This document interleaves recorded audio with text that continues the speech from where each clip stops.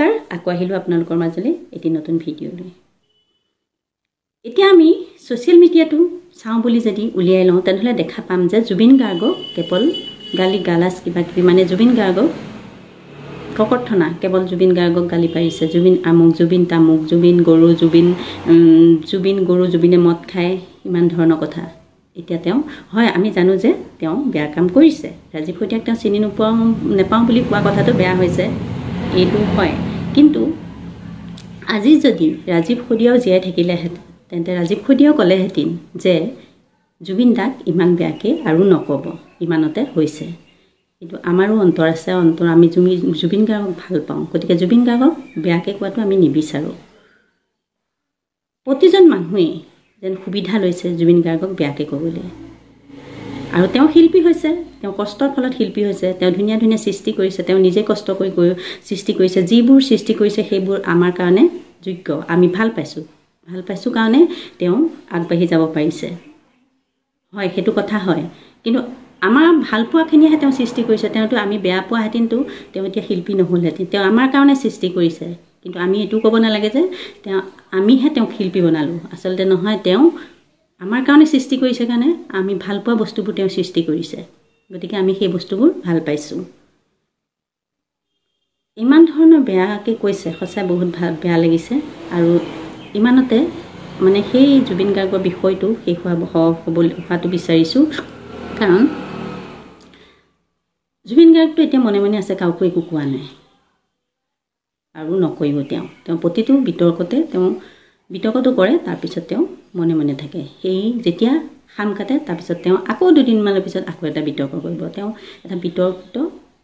মানুহেই গতিকে তেওঁক ইমান বেয়াকৈ নক'ব বেয়া লাগে দুখ লাগে কাৰণ আমি জুবিন গাৰ্গক ভাল পাওঁ জুবিন গাৰ্গৰ সৃষ্টিখিনি ভাল লাগে গতিকে তেওঁৰ বিষয়ে যিবিলাক কৈ আছে মানে সেইবিলাক মানে গ্ৰহণ কৰিব নোৱাৰা হৈছোঁ গতিকে প্লিজ আপোনালোকক অনুৰোধ কৰিছোঁ জুবিন গাৰ্গক আৰু একো নক'ব কাৰণ যি ভুল কৰিলে সেই ভুল এতিয়া জানো আমি কিবা কিবি কৈ পেলাই সেই ভুলটো জানো আমি শুধৰাব পাৰিম নোৱাৰোঁ গতিকে আপোনালোকক অনুৰোধ কৰিছোঁ জুবিন গাৰ্গক আৰু একো নক'ব নিজৰে দুখ লাগে আৰু যিসকলে জুবিন গাৰ্গক ভাল পায় তেওঁলোকৰ নিশ্চয় মোৰ দৰে চাগে অন্তৰখন গলি গৈছে কাৰণ যেতিয়া ছ'চিয়েল মিডিয়াত কিবা এটা চাম বুলি উলিয়াম তেতিয়া কি হয় জুবিন গাৰ্গক মানে বেয়াকৈ কোৱা ভিডিঅ'সমূহেই প্ৰথমে দেখা পাওঁ গতিকে বেয়া লাগিছে আৰু তেনেকুৱা এটা ভিডিঅ' মই আপোনালোকৰ মাজলৈ লৈ আহিছোঁ যিবোৰ মানে গ্ৰহণ কৰিব মানে নোৱাৰিছোঁ গতিকে মই সেই ভিডিঅ'টো আপোনালোকক দেখুৱাব আহিছোঁ আপোনালোকে চাবচোন আৰু চাই পেলাই এটা কমেণ্ট কৰিব আৰু ইমানখিনিতে জুবিন গাৰ্গক সমালোচনা কৰাটো বন্ধ কৰিবলৈ অনুৰোধ কৰিছোঁ যাতে জুবিন গাৰ্গক আৰু বেয়াকৈ নকয় আহক চাওঁ তেওঁলোকেনো কি কৈছে জুবিন গাৰ্গক আৰু সেই কথাখিনি শুনি এটা কমেণ্ট আগবঢ়াব বুলি আশা কৰিছোঁ সচেতন হ'ল সজাগ হ'ল যি টি কথাৰে আপুনি কিন্তু এতিয়া অসমৰ ৰাইজক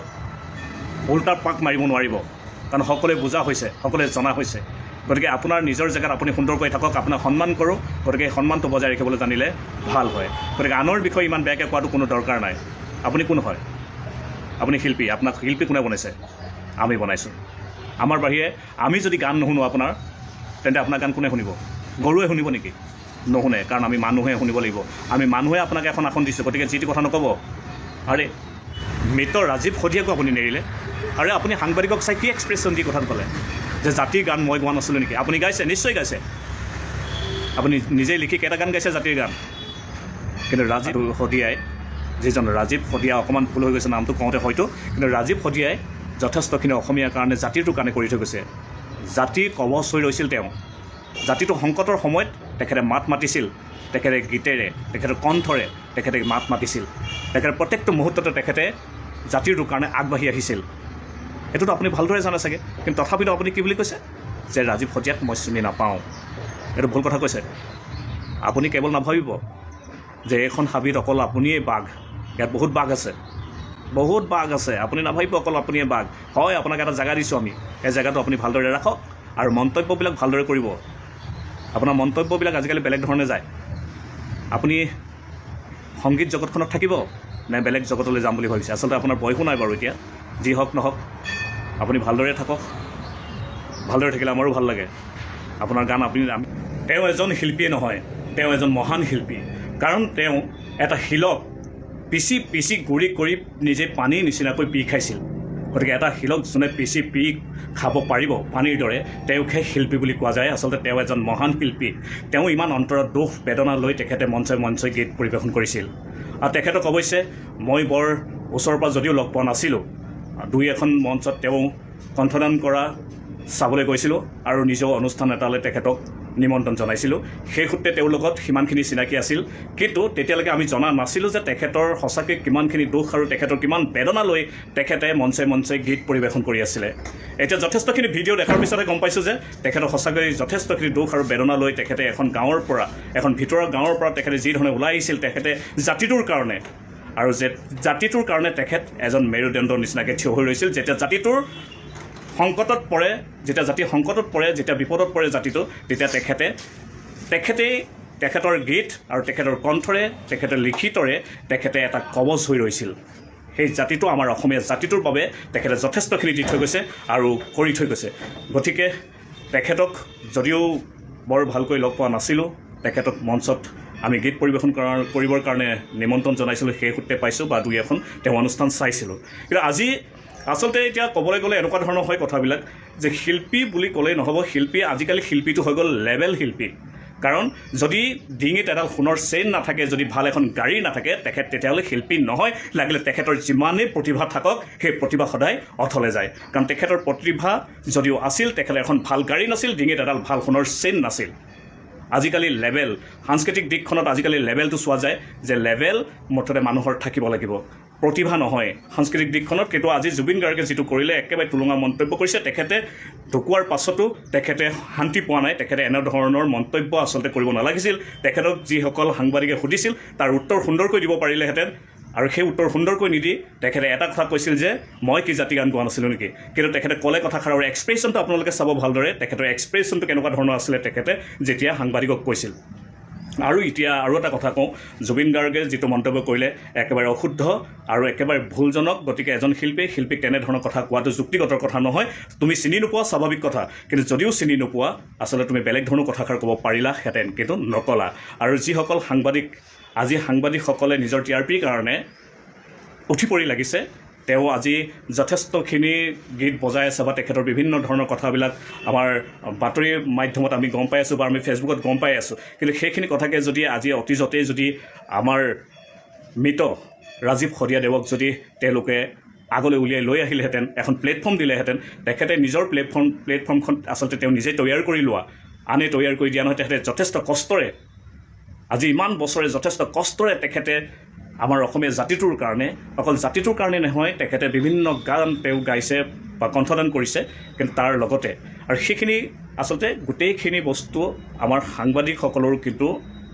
একোজন দায়বদ্ধতা হ'ব লাগিছিল। বহু শিল্পী আছে তেনেধৰণে, বহুত শিল্পী পৰি আছে, বহু শিল্পী টকাৰ অভাৱত আজি গাঁৱে ভূঞে আপোনালোকে চাবলৈ যাব পাৰে। কিন্তু তেওঁলোকৰ নিচিনা আচলতে অভাৱ অনাটনৰ কাৰণে বা কিছুমানে ঘৰখনৰ কাৰণে, হয়তো বহুতে ঘৰখনৰ কাৰণে আজি ওলাই যাব পৰা নাই, বিভিন্ন নিজৰ প্ৰতিভা থাকিও এখন প্লেটফৰ্ম পোৱা নাই, যদিও যাবলৈ ইচ্ছা কৰে কিন্তু ওলাই যাব পৰা নাই। কাৰণ ইয়াত লেভেল, আচলতে সাংস্কৃতিক দিশখনৰ এটা লেভেল হৈ পৰিছে, আৰু সেই লেভেলটোৱেই গোটেই সাংস্কৃতিক দিশখন শেষ কৰি পেলাইছে। আপোনাৰ লেভেল লাগিব, সোণৰ চেণ্ডেল লাগিবই, এখন ভাল গাড়ী লাগিবই, নহ'লে কিন্তু তাত আপোনাৰ কোনো জেগা নাই, আপোনাৰ আপুনি গ্লেমাৰ নহয়। আৰু শিল্পী বুলি ক'বলৈ গ'লে আচলতে আমি ৰাজীৱ শদিয়াদেৱক, অসমৰ এজন ব্যাগুম গায়কে, সাধাৰণ জনতা শিল্পী, গণশিল্পী যাক আমি কওঁ, মানুহৰ অন্তৰ জয় কৰিবলৈ সক্ষম হোৱা, জাতি মাতি ভেটিক লৈ গান গোৱা ৰাজীৱ শদিয়াক চিনি নাপাওঁ বুলি কোৱাটো সঁচাকৈ অহংকাৰী, অতি অহংকাৰী। ই কেতিয়াও হোৱা উচিত নহয়। সিদিনা এজন গুণীজ্ঞানী ব্যক্তিয়ে মঞ্চত তেখেতক লৈ যেনেধৰণৰ বক্তব্য আগবঢ়াইছে, সঁচাকৈ যিখিনি কথা কৈছে 100% হয় বুলি মই ক'ম। কাৰণ আমি নতুন প্ৰজন্মক কি শিকাইছোঁ? আমি মদ খাই লৈ সমাজৰ চিন্তা নকৰাকৈ এজন চিন্তাশীল ব্যক্তিয়ে